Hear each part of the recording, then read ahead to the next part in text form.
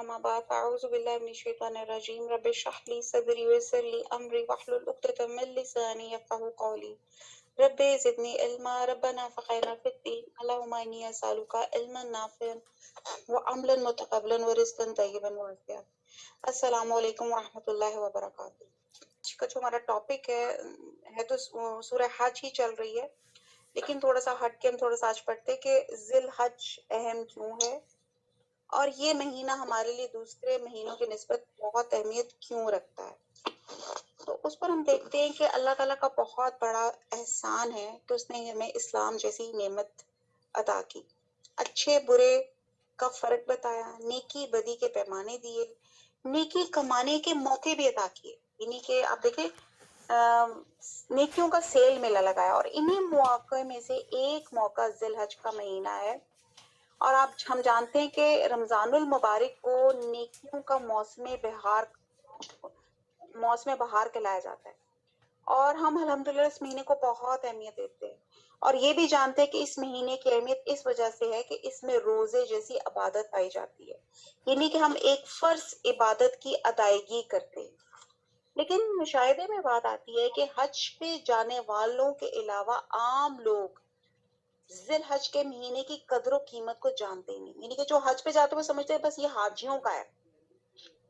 जाहिर है किसी बारे में किसी चीज के बारे में जब हमें इल्म ही नहीं होगा तो हमें कैसे पता चलेगा कि उसमें क्या खैर और क्या बरकत है और क्या भलाइयां हैं, और फिर हमें पता चल जाए तो हम इसका हक बेहतरीन तरीके से अदा कर सकते हैं। तो आज की जो हमारी क्लास है उसका मकसद ये है कि हम इस महीने को पहचानें और ये अगली 3 क्लासेस जो हैं ज़िल हज पर इंशाल्लाह ताला रहेंगी। इस महीने में क्या कुछ करना चाहिए और इस महीने की रहमतों को और बरकतों से बेहतर हम किस तरह से फायदा उठा सकते हैं। अबू उस्मान अन-नहदी कहते हैं कि अस्लाफ कराम यानी कि पहले दौर के जो नेक लोग थे, नेक बुजुर्ग थे, वो 3 अशरों की बड़ी कदर किया करते थे। रमजान का आखिरी अशरा, ठीक ठीक, ज़िल हज का पहला अशरा और मुहर्रम का पहला अशरा।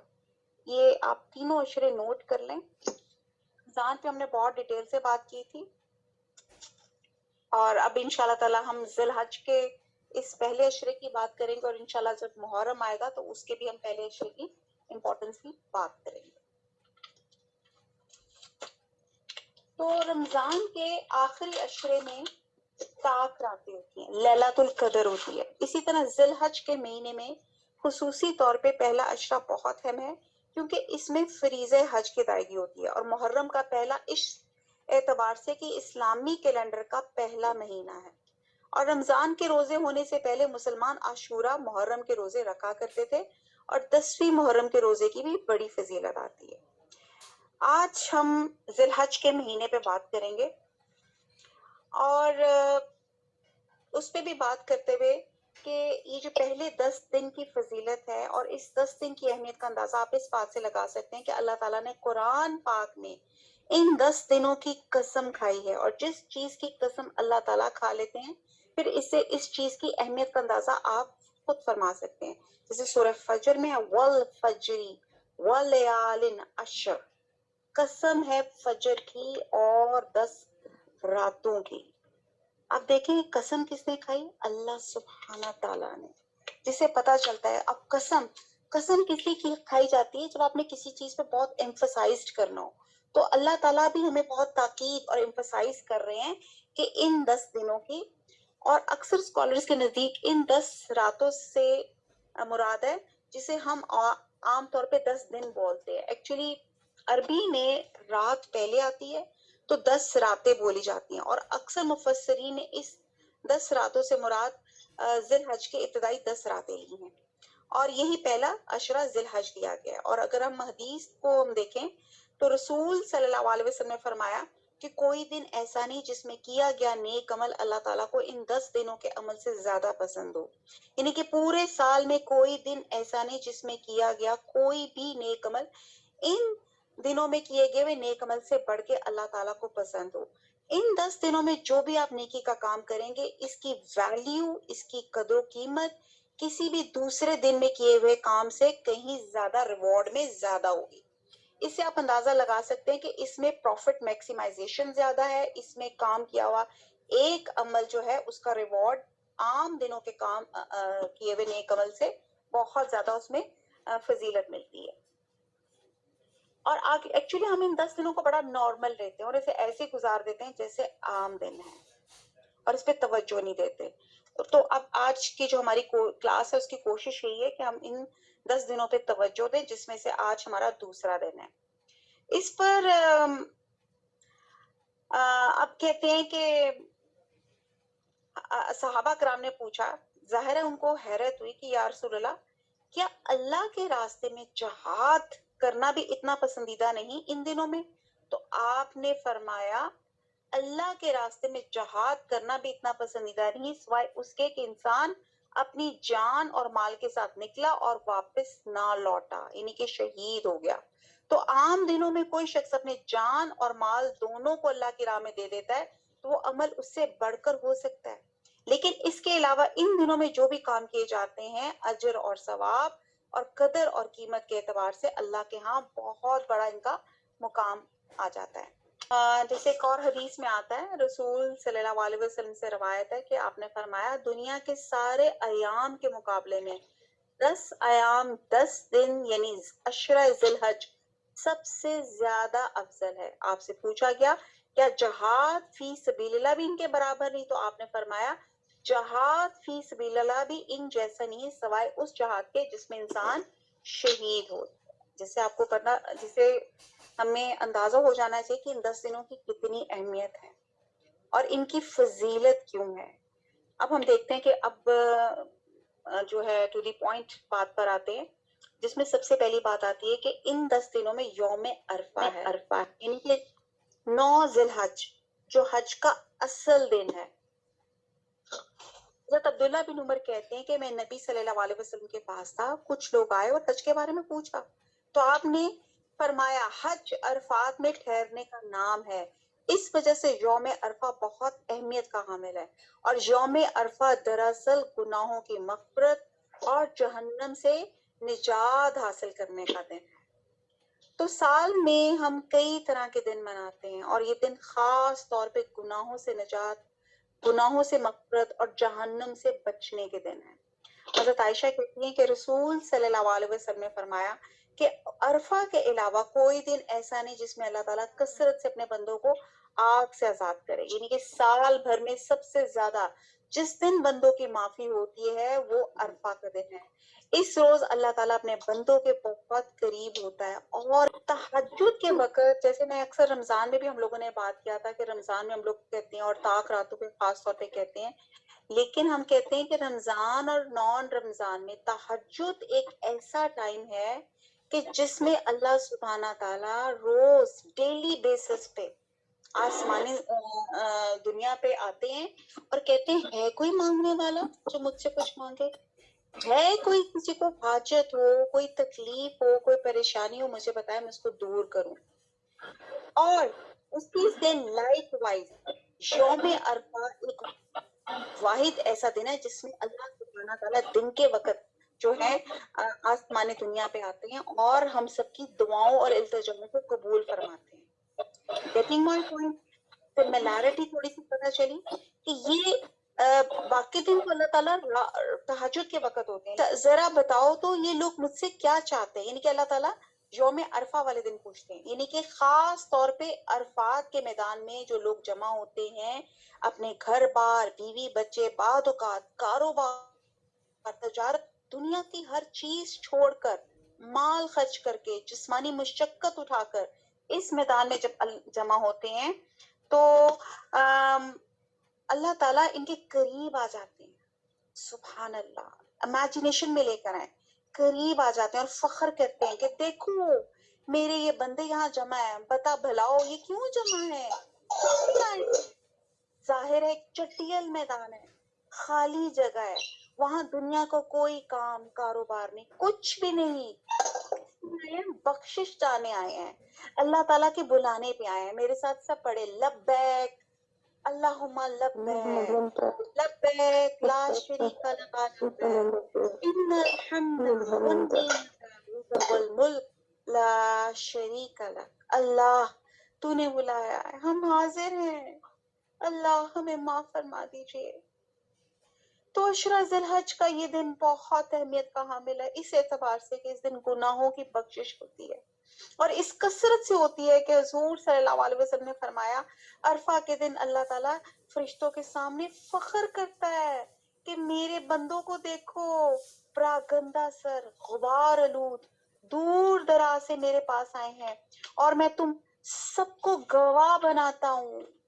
अब यहाँ पे थोड़ी सी मुश्किल उर्दू आ रही है, मतलब मकसद ये है कि आप देखते हैं कि जब इंसान एहराम की हालत में होता है तो वो बहुत सी उस पर पाबंदियां लग जाती हैं, तो अल्लाह ताला को उसकी वो पाबंदियां भी इतनी प्यारी लगती हैं।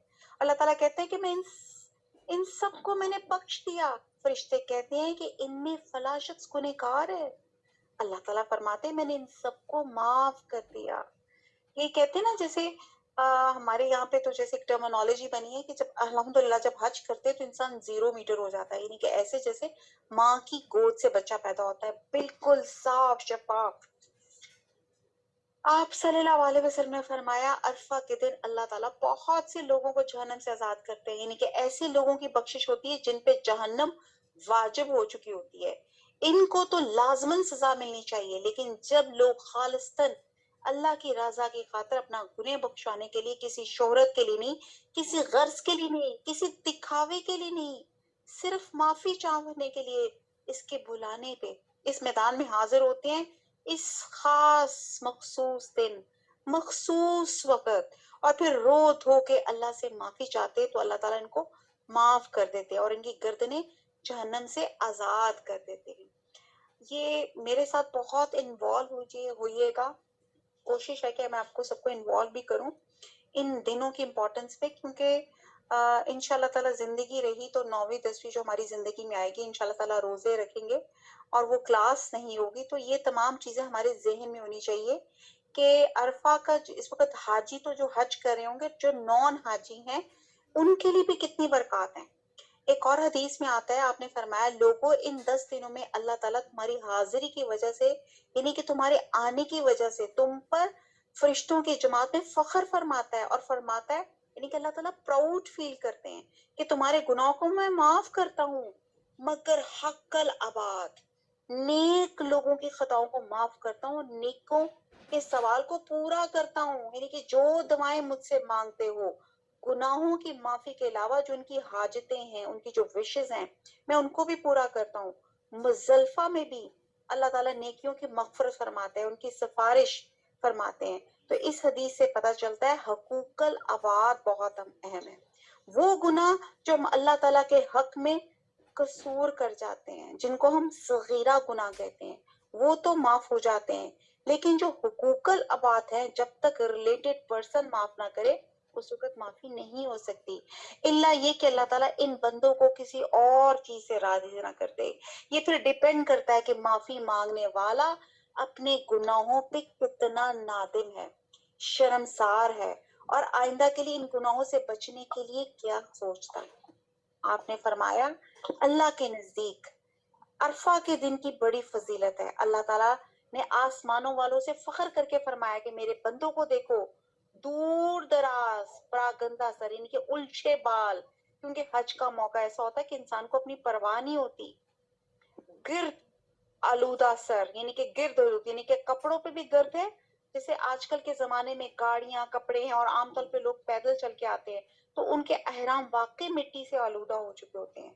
और फिर अल्लाह ताला फरमाते हैं कि दूर दराज से प्रागंदा सर, गिर्द आलूद यहाँ है, मेरी रहमत की उम्मीद करते हैं, मेरे अजाब को देखा नहीं मगर इसके बावजूद मुझसे डरते हैं। मुराद यह है कि इस 9वीं तारीख को अल्लाह ताला बहुत से लोगों को दोजख से आजाद कर देते हैं। हम देखते हैं कि इस जिलहज में यौम नहर भी है, कुर्बानी का दिन भी है, और ये भी साल के दिनों में बहुत अहम दिन है, क्योंकि रसूल सल्लल्लाहु अलैहि वसल्लम ने फरमाया अल्लाह के नजदीक सबसे बावकार और अजमत वाला दिन यौम नहर है, यानी कि हर दिन की अपनी फजीलत है। यौम अरफा बख्शिश का दिन है और यौम नहर कुर्बानी का दिन है, बड़ा अजमत वाला दिन है, अल्लाह के यहाँ इसकी बड़ी कदर मंजरत है। इसके बाद मना में ठहरने का दिन, यानी कि अगला दिन। अब आप देखें कि जो अशरा इतना अहम है, اللہ کے ہاں اتنی اس کی ویلیو ہے. اور پھر ان دو باتوں کے بارے میں اس کے علاوہ ہم قربانی کرتے ہیں, منع میں ٹھہرتے ہیں. اگر ہم لوگوں کو یہ موقع نہیں ملتا تو پھر کیا کریں؟ یعنی کہ اگر ہم حج پہ نہیں جا سکتے تو یہاں رہ کر نان حاجیز ان دنوں کو کیسے فائدہ اٹھائیں, ہمیں کیا کچھ کرنا چاہیے. تو ان چیزوں پہ آج ہم پڑھتے ہیں. تو پہلی بات تو ہمیں جو چیز ابھی تک سمجھ آئی وہ یہ پتا چلی کہ اللہ تعالیٰ روزانہ تہجد میں جو آتے ہیں وہ یوم عرفہ والے دن کی روشنی میں اللہ تعالیٰ رحمتیں برسانے کے لیے اور ہماری حاجات پوری کرنے کے لیے اللہ تعالیٰ جلوہ افروز ہوتے ہیں. اور نان حاجیز ہم کیا کریں, یعنی کہ ذی الحج میں آپ لکھنا چاہیں تو لکھ لیں. اس میں سب سے پہلا کام یہ ہے, ذی الحج کا چاند دیکھ کے جو نکل چکا ہے دعا مانگنی چاہیے. اور یہ بہرحال ہر چاند نکلے پہ ہمیں دعا مانگنی چاہیے. اور دعا یہ ہے, اللہم, آپ میرے ساتھ پڑھ سکتے ہیں تو پڑھ لیں, اللہم احلہ بالامن والایمان والسلامتی وللاسلام ربی ربک اللہ. ترجمہ میرے ساتھ پڑھ لیں, وہ آسان ہوگا. اے اللہ, تو اس چاند کو ہم پر امن, نو ایمان اور سلامتی اور اسلام کے ساتھ قبول کرنا. اے چاند, میرا اور تمہارا رب اللہ ہی ہے. یہ میں نے اس لیے ٹھہر ٹھہر کے پڑھا کہ جو لوگ میرے ساتھ دعا کرنا چاہتے ہیں وہ لوگ جاتے ہیں وہاں بھی وہ ان فکر میں ہوتے ہیں کہ پیچھے جو لوگ چھوڑ گئے ان کے ساتھ کیا ہو. تو ایسے موقعوں پہ اتنی خوبصورت اللہ تعالیٰ نے دعا سکھائی کہ امن اور سلامتی کی دعائیں مانگو. اسی طرح حضور صلی اللہ علیہ وسلم جب نیا چاند دیکھتے تو یہ دعا پڑھتے تھے, حلال خیر و رشد, حلال حلال خیری و رشد, آمنت بالذی خلقک.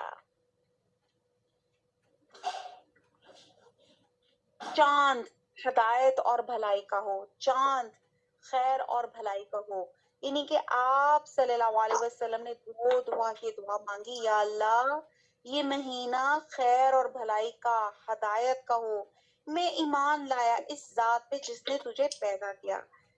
تو عام طور پہ ہم ان دعاؤں کو اتنی اہمیت نہیں دیتے. جیسے میرا خیال سے ابھی بہت سی کہہ رہے ہوں کہ اچھا ابھی اصل ٹاپک پہ تو بات آئی نہیں, ابھی تک صرف دعاؤں اور اہمیت پہ بات چل رہی ہے.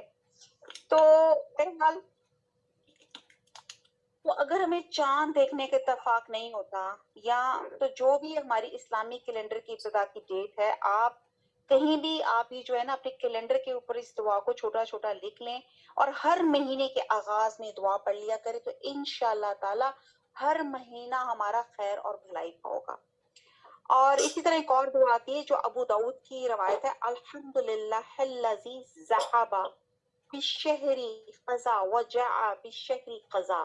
یعنی کہ سب تعریفیں اس اللہ تعالیٰ کے لیے جو اس مہینے کو لے گیا, یعنی کہ پچھلا مہینہ ذیقعد کا چلا گیا اور دوسرا مہینہ آ گیا. یعنی کہ دن اور رات کا پھیر اللہ تعالیٰ کے ہاتھ میں ہے, مہینوں کا پھیر, وقت, سب کچھ اللہ سبحانہ تعالیٰ کے ہاتھ میں ہے. جب چاند کو دیکھ کے دعا مانگ چکے ہیں تو پھر کیا کریں؟ اگر اللہ تعالیٰ نے حج کی توفیق دی ہے تو حج کا ارادہ کریں. نیت کرنی چاہیے کہ یہ مہینہ ہمیں ایک فریضے کی یاد دہانی کراتا ہے اور ہم پر حج فرض ہے. اور جو شخص سفر حج یعنی کہ جو افورڈ کر سکتا ہے اور جس پہ حج فرض ہے, وہ جو ہے وہ الحمدللہ اس حج کا ارادہ کرے. اور جو ہم بیٹھے ہیں, ہم اللہ سے دعا کرتے ہیں کہ اللہ تعالیٰ ہم سب کو حج اور عمرے کی سعادت بار بار اللہ تعالیٰ نصیب فرمائے. اللہ تعالیٰ کے گھر کا دیدار کرنا نصیب فرمائے. اللہ تعالیٰ ہمارے قدموں کو اللہ تعالیٰ اس جگہ اللہ کے گھر میں اللہ تعالیٰ وہاں پہ لے جائے. اللہ تعالیٰ عافیت کے ساتھ, اللہ تعالیٰ آسانی کے ساتھ. اور خاص طور پہ جو کووڈ کا ایک جو خطرہ سر پہ چل رہا ہے اور جو خانہ کعبہ ہے اس کو بھی ایک بیریئر سا لگ گیا, اللہ تعالیٰ ان تمام بیریئرز کو ہٹا کے اللہ تعالیٰ ہم کھلم کھلا طریقے سے وداؤٹ سوشل ڈسٹینسنگ اللہ تعالیٰ حج اور عمرہ کریں, اس در و دیوار کو چومیں, حجر اسود کو ہاتھ لگائیں. اللہ تعالیٰ توفیق عطا فرما دے. اور اللہ تعالیٰ مزید فرماتے ہیں, سورہ آل عمران کی آیت نمبر 97 ہے, وَلِلَّهِ عَلَى النَّاسِ حَجُّ الْبَيْتِ مِنِ اسْتَطَاعَ إِلَيْهِ سَبِيلًا وَمَنْ كَفَرَ فَإِنَّ اللَّهَ غَنِيٌّ عَنِ الْعَالَمِينَ. لوگوں پہ اللہ کا یہ حق ہے کہ جو اس کے گھر تک پہنچنے کی استطاعت یعنی کہ افورڈ کر سکتا ہو وہ اس کا حج کرے, اور جو کوئی اس حکم کی پیروی سے انکار کرے تو اسے معلوم ہونا چاہیے کہ اللہ تعالیٰ تمام دنیا والوں سے بے نیاز ہے. تو اب آپ یہ دیکھیں کہ اکثر لوگ افورڈ کرتے ہیں اور حج کو امپورٹنس ہی نہیں دیتے. کہتے ہیں ہاں آخری زندگی کر لیں گے, پہلے ساری دنیا دی سیر, دنیا دے باقی کم تے کر لیں گے, یعنی کہ دنیا کی انجوائمنٹ کر لیں اور اس کے بعد دیکھیں گے. تو بہرحال الحمدللہ اگر آپ کے پاس ہے تو پہلی فرصت میں یہ حج آپ سب پہ فرض ہے. تو یہ کہیں نہیں کہا گیا کہ بڈھے ہو کے حج کرنا ہے, اور عبادت جوانی کی زیادہ قابل قبول ہے, بہرحال ہر عمر میں قابل قبول ہے. اور اس لیے آپ صلی اللہ علیہ وسلم نے فرمایا کہ اگر کسی شخص کو واقعی محتاجی نہیں ہے اور کسی ظالم اقتدار کی طرف سے رکاوٹ بھی نہیں ہے, پھر بھی اس نے حج نہیں کیا, تو چاہے وہ یہودی ہو کر مرے یا نصرانی ہو کر. کتنی سخت وعید ہے. حضرت عبداللہ بن نماز کہتے ہیں کہ آپ صلی اللہ علیہ وسلم نے فرمایا کہ اے لوگوں تم پہ حج فرض ہو چکا ہے, اس کی ادائیگی میں جلدی کرو, اور اس لیے کہ تم میں سے کوئی نہیں جانتا کہ کب کیا رکاوٹ آ جائے. جیسے بھی دیکھیں نا کووڈ کی رکاوٹ آ گئی, اور بعد اوقات ہمارا ارادہ ہوتا ہے, نیت ہوتی ہے, تیاری ہوتی ہے, کچھ پتا نہیں ہوتا کہ آئندہ سال حالات کیسی ہوں گی, صحت کیسی ہوگی, دنیا کے حالات کیسے ہوں گے. اس لیے جب موقع ملے اپنی طرف سے فیضا ادا کر لیں. اور خواتین کے لیے خاص طور پہ آپ نے فرمایا کہ بوڑھے, کمزوروں اور عورتوں کے لیے حج اور عمرہ کرنا ثواب میں جہاد کے برابر ہے, یعنی کہ اتنی اللہ تعالیٰ نے اس کا اجر عورتوں کے لیے مزید دے دیا. اور اس عشرے کا بہرحال یہاں پہ جو میں نے سب سے امپورٹنٹ بتایا, اس عشرے کی اہم ترین عبادت کیا ہے؟ حج ہے. اور انشاءاللہ تعالیٰ آج ہم نیت بھی کرتے ہیں کہ جو کر رہے ہیں اللہ تعالیٰ, جن کو اللہ تعالیٰ نے توفیق دی ہے, اللہ تعالیٰ وہ خیر و عافیت سے کرے, اور اللہ تعالیٰ ہم سب کو بھی اللہ تعالیٰ بار بار حج اور عمرے کی سعادت دے. اب اس عشرے کا دوسرا اہم ترین کام ہے, وہ ہے روزہ رکھنا. تو اللہ کے نزدیک بہت افضل اور محبوب ہے. اللہ حضور صلی اللہ علیہ وسلم نے فرمایا کہ جو شخص اللہ کی راہ میں ایک روزہ رکھتا ہے, اللہ تعالیٰ اس کے بدلے میں اس کی اور جہنم کے درمیان میں 70 سال کا فاصلہ پیدا کر دیتے ہیں. اب سوچے اتنا فیصلہ, اتنی روزہ اللہ تعالیٰ کو پسند ہے, جو انسان کو دوزخ کی آگ سے دور کر دیتی ہے. تو ان دنوں کے جو روزے فرض تو نہیں ہیں, یعنی کہ ذی الحج کے, لیکن اجر اور ثواب سے بہت زیادہ ہے. اور ان دنوں میں ہم جو بھی کوئی نیک عمل کریں گے, جیسے میں نے شروع میں بتایا, وہ عام دنوں کی نسبت زیادہ ثواب ہوگا. تو اس عشرے میں جب ہم روزہ رکھیں گے تو اس کا اجر اور ثواب کہیں زیادہ ہوگا. پچھلے مہینے کے روزے رکھنے سے, یعنی کہ ایک رمضان کے روزوں کا بہت ثواب ہے, پھر اس کے بعد میں پھر ریپیٹ کر رہی ہوں, عاشورہ, محرم کے روزوں کا, اور ذی الحج کے ان پہلے دنوں کے روزوں کا, اور خاص طور پہ 9ویں ذی الحج کا روزہ, جو حاجیوں کے لیے تو نہیں ہے, لیکن ہم جیسے جو نان حاجیز ہیں, جو ہم اہل حج کے ساتھ اس دن روزے جیسی عبادت کے ساتھ ان کے شریک ہو سکتے ہیں. تو یہ کام تو ہم کر سکتے ہیں. اس کے بعد آپ نے فرمایا, صحیح مسلم ہے کہ یوم عرفہ کے روزے کے متعلق مجھے اللہ تعالیٰ سے امید ہے کہ وہ 1 سال پہلے کے گناہوں کے لیے کفارہ بن جائے گا. یعنی کہ آپ اس دن کا روزہ رکھیں تو اللہ تعالیٰ سے امید ہے کہ پچھلے سال کے گناہ بھی معاف ہو جائیں گے, اور آئندہ کے بھی, یعنی کہ جو کیے ہیں اور جو نہیں کیے ہیں. تو بہرحال ان دنوں میں ایک روزہ رکھنے کا ثواب سال بھر کے روزوں کے ثواب کے برابر ہو سکتا ہے. اور ترمذی کیا آتا ہے کہ ان دنوں میں روزہ رکھنے میں ایک روزے کا اگر ثواب, جیسے آپ نے سال بھر کا روزہ رکھا ہے, اور خاص طور پہ اگر آپ کے قضا روزے رہتے ہیں, یعنی کہ اگر آپ کے جیسے کچھ ہماری عورتوں کے جو خصوصی وجہ سے جو ہمارے روزے چھوٹ جاتے ہیں, تو ذی الحج میں ایک تو ہمیں ڈبل فائدہ ہو جائے گا کہ ذی الحج میں اگر ہم یہ روزے رکھیں گے تو قضا روزوں کا بھی ثواب مل جائے گا, اور آپ کو ذی الحج کے ثواب بھی مل جائے گا. جیسے ہم پڑھتے نا شوال کے روزے, تو شوال کے روزے کی جو نیت ہوتی ہے, اگر آپ نے نیت قضا کی ہے تو آپ کو قضا کا ثواب ملے گا, لیکن اگر آپ کی نیت شوال کی ہے تو آپ کو شوال کا ملے گا. لیکن یہ حج کے جو دن ہے, یہ جو ذی الحج کے جو شروع کے دن ہے, اس میں 9ویں اور 10ویں کی ملا کر نکال کر, جو پہلے اگر آپ 7 روزوں میں سے اگر آپ کوئی روزے رکھتے ہیں تو آپ کو اس میں ذی الحج کا بھی ثواب ملے گا اور آپ کا قضا کا بھی ثواب ملے گا. اور حضور صلی اللہ علیہ وسلم کی زوجہ محترمہ سے روایت ہے کہ حضور صلی اللہ علیہ وسلم 10ویں محرم اور ذی الحج کی 9 دن اور 3 دن ہر مہینے سے اس طرح کے پہلی پیر اور 2 خمیس روزے رکھتے تھے. یعنی کہ آپ کے روزوں کا طریقہ یہ ہوتا تھا کہ 10ویں ہم دیکھ رہے ہیں کہ حضور صلی اللہ علیہ وسلم کون کون سے روزے رکھتے تھے. 10ویں محرم کا روزہ رکھتے تھے, ذی الحج کے یہ 9 روزے رکھتے تھے, اور ہر مہینے کے 3 دن, اور وہ بھی کس طرح, ایام بیس کے.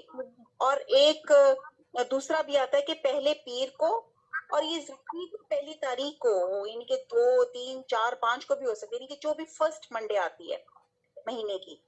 اور آپ صلی اللہ علیہ وسلم ہر مہینے میں پہلی پیر یا پھر خمیس یا اس کے بعد والی خمیس کے روزے نہیں چھوڑتے تھے, اور خمیس کہتے ہیں تھرسڈے کو. ہر ماہ کی پہلی پیر, پہلی پھر جمعرات اور اس کے بعد والی جمعرات, اور اس طریقے سے آپ روزے رکھتے تھے. اور حضرت عائشہ سے روایت ہے کہ جس دن میں ان سے روزوں کے متعلق سوال کیا تو آپ صلی اللہ علیہ وسلم یہ روزے رکھتے تھے, تو انہوں نے جواب دیا ہاں. عشرے سے مراد اگرچہ 10 دن ہے, لیکن عید کے دن کا روزہ نہیں ہوتا. تو اس وقت جب بھی عشرہ بولا جائے تو ذی الحج کا, تو اس سے مراد آپ کے پہلے 9 دن کیے جاتے ہیں. یہ بھی میں آپ کو کلیئر کر دوں. اب آپ دیکھیں کہ اس سے بھی ذی الحج کے پہلے عشرے کی اہمیت اور فضیلت پتہ چلتی ہے کہ اس میں حج ہے, اس میں روزوں کا اتنا ثواب ہے, کچھ اعمال اور بھی ہیں. رمضان میں صرف روزہ ہوتا ہے, آپ عمرہ نہیں کر سکتے. تو آپ دیکھیں کہ رمضان میں حج نہیں ہوتا, لیکن ان دنوں میں اس کی فضیلت دیکھیں, آپ حج کر سکتے ہیں, پھر روزہ رکھ سکتے ہیں, پھر آپ قربانی کر سکتے ہیں, آپ نماز پڑھ سکتے ہیں, آپ زکوٰۃ ادا کر سکتے ہیں, آپ تسبیحات پڑھ سکتے ہیں, آپ نوافل ادا کر سکتے ہیں. یعنی کہ ذی الحج کے ان دنوں میں ایک سے زائد عبادات کا آپ کے پاس موقع مل جاتا ہے. تو پھر بتائیں یہ سیلیبریٹ نہیں کرنا چاہیے؟ ہم باقی دن تو اور چیزیں بڑی سیلیبریٹ کرتے ہیں جی, فادرز ڈے تو مدرز ڈے, تو ان چیزوں کو نہیں ہم سیلیبریٹ کریں. تو ہم نے ابھی تک کیا پڑھا آغاز میں, کیا کہ اس کو دیکھ کر آپ نے دعا کرنی ہے چاند کو دیکھ کے, پھر ہم نے کیا کرنا ہے, روزہ رکھنا ہے, پھر ہم نے نوافل کا اہتمام کرنا ہے, کیونکہ ان دنوں کے نوافل عام دنوں کے نوافل سے پھر وہی بات ہے کہ ریوارڈ میں بہت زیادہ ہوتے ہیں. اگر اللہ تعالیٰ نے آپ کو روزہ رکھنے کی توفیق دی ہے تو سحری کے لیے تو آپ اٹھتے ہی ہیں, تو جب سحری کے لیے اٹھے تو تہجد بھی پڑھ لیں. اور ویسے بھی آپ جانتے ہیں کہ قیامت کے دن نماز کے بارے میں پہلا سوال ہوگا, پہلا حساب کس کا ہوگا, نماز کا. اور دوزخ میں جانے والے سے جب پوچھا جائے گا ما سلکم فی سقر, سورہ مدثر کی آیت نمبر 42 ہے, کیا چیز تمہیں دوزخ میں لے گئی, اور سورہ مدثر کی آیت نمبر 43 میں جواب ہے قالوا لم نکو من المصلین, وہ کہیں گے ہم نماز پڑھنے والوں میں سے نہ تھے. اور آیت نمبر 44 ہے سورہ مدثر کی وَلَمْ نَكُ نُطْعِمُ الْمِسْكِينَ, اور ہم مسکین کو کھانا نہیں کھلاتے تھے. تو اب آپ یہ دیکھیں جس سے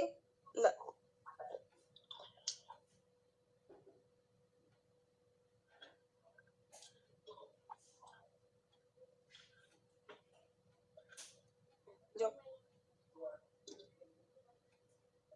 اور ایک اور حدیث سے آپ کو معلوم ہے کہ آپ نے فرمایا آدمی اور شرک کے درمیان حد فاصل نماز ہے, یعنی نماز کا پڑھنا یا نہ پڑھنا اس حد کو گرا دیتا ہے. یعنی کہ کافر اور اسلام میں اگر کوئی چیز پہچان آ جاتی ہے تو وہ نماز آ جاتی ہے, اور اگر یہ پہچان ختم ہو جائے تو آپ کا دین خطرے میں پڑ جائے. اور فرض نماز تو فرض نماز ہے, لیکن تہجد کے علاوہ نوافل, یعنی کہ ہم یہاں پہ بات کریں نا کہ کیا کیا چیزیں کی جائے, تو چاشت اور اشراق یہ بھی آپ پڑھ سکتے ہیں, اس کا بھی اہتمام کر سکتے ہیں. اور جب جب موقع ملے, نفل تو مرضی کی اور پسند کی عبادت ہوتی ہے, تو آپ کی اپنی خوشی کی عبادت ہے. ٹھیک ہے, جیسے آپ کی کام والی ہر ایک ہوتی ہے نا, آپ کی جو ہیلپرز ہوتی ہیں, کام والیاں ہوتی ہیں, اچھا وہ ریگولر ایک صفائی کرتی ہے, آپ کہتے ہیں ٹھیک ہے ریگولر صفائی کر لی. اچھا اگر وہ بغیر کہے, ہماری جو کام والی ہوتی ہے بہت اچھا صاف کرے, جیسے میری بھی کام والی نے باتھ روم صاف کیا, میں نے کہا باجی ویری گڈ, آج تو آپ نے میرے نل کے, آپ نے جو اس کی سینیٹری کے بڑا چمکا چھوڑا, بڑی خوش ہوتی ہوں. آج تو آپ نے صوفے پیچھے کر کے بہت اچھا کام کر دیا, آج تو آپ نے میرے کہے بغیر آج جالے بھی صاف کر دی. ایسے ہی ہے نا, تو ہم کتنے خوش ہوتے ہیں جب کوئی آپ کی کام والی ایکسٹرا کام کرے. تو اسی طرح جب ہم ایکسٹرا کام کریں گے تو اللہ تعالیٰ کو بھی بہت پسند آئے گا کہ میرا بندہ صرف مجھے خوش کرنے کے لیے، میری رضا چاہنے کے لیے یہ بندے نے میرے لیے ایکسٹرا کام کیا۔ تو پھر چلتے چلتے نوافل کا ثواب اللہ تعالیٰ فرماتا ہے میرا بندہ لگاتار نوافل کے ذریعے میرے نزدیک آتا رہتا ہے، یہاں تک کہ میں اسے پسند کرتا ہوں، اور جب میں اسے پسند کرتا ہوں تو میں اس کا کان بن جاتا ہوں جس سے وہ سنتا ہے، اس کی آنکھ بن جاتا ہوں جس سے وہ دیکھتا ہے، اس کا ہاتھ بن جاتا ہوں جس سے وہ پکڑتا ہے، اس کا پاؤں بن جاتا ہوں جس سے وہ چلتا ہے، اگر وہ مجھ سے کچھ مانگے تو میں لازماً اسے دیتا ہوں، اگر مجھ سے پناہ طلب کرے تو میں یقیناً اسے پناہ دیتا ہوں۔ وہ اللہ کا محبوب بندہ بن جاتا ہے جو صرف فرائض کی حد تک عبادت نہیں کرتا، جو صرف فرضی ادا کرنے میں دلچسپی نہیں رکھتا، بلکہ اس سے آگے بڑھ کے نوافل کا بھی شوق رکھتا ہے۔ اب آپ دیکھیں اس سے پتہ چلا کہ نوافل جس کو ہم بڑی فار گرانٹیڈ لیتے ہیں، یہ 2 نفل چھوڑو یار یہ ضروری تو نہیں ہے نا، ہم اس چیز پہ ایک بات کرتے ہیں ہاں جی فرض تو ضروری ہے، تو آپ دیکھیں کہ جتنا آپ ایکسٹرا نماز ایکسٹرا کام کریں گے، جیسے ہم اپنی کام والیوں پہ خوش ہوتے ہیں تو اللہ تعالیٰ کتنے ہم پہ خوش ہوں گے۔ عام طور پہ ہم اس سلسلے میں ہم اس کو اگنور کر دیتے ہیں، نفل ہی تو ہے کوئی نہیں پڑھ لیں گے، میرا تو ابھی ٹیسٹ ہے، ابھی تو میں نے فلانی بڑی ٹیسٹنگ کرنی ہے، ابھی تو اور بڑے کے کام ہے، بس یہ فرض پڑھ لوں، کوئی بات نہیں، چھوڑو کوئی بات نہیں، ایکسٹرا ہی ہے۔ سستی کے مارے ہم ان چیزوں کو دیکھتے نہیں ہیں۔ تو کوئی اور کام کرنا ہو، دنیا کی محبت ہو تو میں فوراً نمازوں سے دل اچاٹ کر آ دیتی ہے۔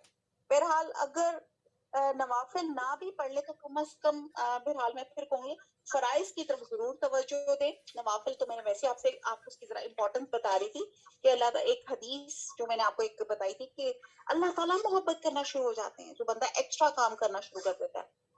اور قیامت میں جیسے پہلی چیز جس کا حساب کیا جائے گا وہ نماز ہی ہے، اگر وہ درست ہوئی تو انسان کامیاب، اگر وہ خراب نکلی تو وہ ناکام، اور اس کے فرائض میں کچھ کمی رہ گئی تو اللہ تعالیٰ فرمائے گا دیکھو میرے بندے کی کوئی نفلی عبادت ہے تو اس نفلی عبادت کے ذریعے اس نقص کی تکمیل کر دی جائے گی، جو فرائض میں باقی رہ گیا اور پھر اس کے تمام اعمال کا حساب اسی طرح ہوگا، یعنی کہ جیسے زکوٰۃ، یعنی کہ آپ کو سمجھ آئیے کہ جو ایکسٹرا نماز ہوتی ہے، جو نفل ہوتے ہیں، ایک تو اللہ تعالیٰ خوش ہوتے ہیں، اور دوسرا اللہ نہ کرے ہماری فرض نماز میں کوئی کمی کوتاہی کوئی چوک ہو جائے گی تو اللہ تعالیٰ وہاں سے اس کو بیلنس کر دیں گے۔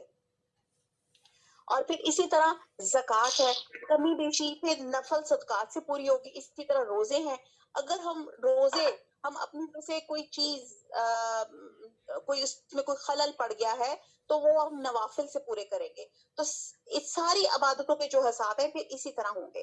اور انہی دنوں میں اب ایک اور چیز جو بات کی جا رہی ہے، پہلے کیا تھا چاند دیکھ کر ہم نے نماز پڑھی، حج ایک عبادت کی، پھر روزہ کیا، پھر ہم نے نماز اور اس پہ بہت زیادہ نوافل پہ فوکس کیا، پھر ہم نے کیا کرنا ہے ہم نے ذکر کی طرف بہت توجہ دینی ہے۔